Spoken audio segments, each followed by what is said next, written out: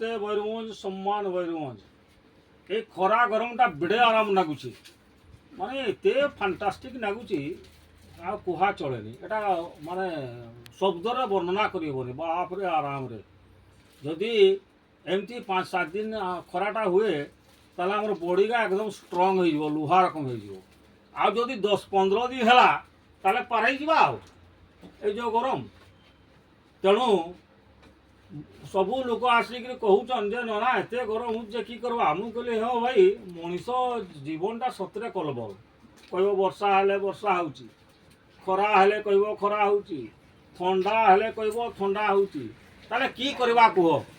ହଉ ଇଏ ଦରଖାସ୍ତ ଦେଇଥାଉ ଯଦି ହେବ ଆମେ ଇନ୍ଦ୍ର ପାଖକୁ ପହଞ୍ଚେଇବା ପ୍ରଭୁ ଇନ୍ଦ୍ରଙ୍କୁ ଯଦି ଟିକେ ସିଏ କିଛି ରିଲାକ୍ସେସନ୍ କରନ୍ତ ତେଣୁ ମୁଁ ସମସ୍ତଙ୍କୁ ନିବେଦନ କରିବି ଅନୁରୋଧ କରିବି ଏଇ ଯେଉଁ ପ୍ରଚଣ୍ଡ ଖରା ହେଉଛି এই ଖରାରେ ବିଶେଷ କରି ଛୋଟିଆ ଛୁଆମାନେ ଜମା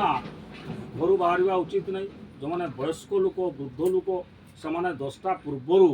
ଘରେ ପଶିଯିବା ଉଚିତ ଏମର୍ଜେନ୍ସି କାମ ହେଲେ ଆପଣ ଘରୁ ବାହାରିବା ଉଚିତ ଆଉ ଯେଉଁମାନେ ରୋଗୀ ଲୋକ ସେମାନେ ଆଦୌ ବାହାରିବା ଉଚିତ ନାହିଁ ଏବଂ ଯେଉଁ ଆଡ଼େ ବି ଆପଣମାନେ ଯିବେ ଆପଣ ନିଶ୍ଚିତ ମନେ ରଖନ୍ତୁ ଖଟା ତୋରାଣୀ କମ୍ ସେ କମ୍ ବେଲେ ଖାଇଦେବେ ଛତା ଜୁତା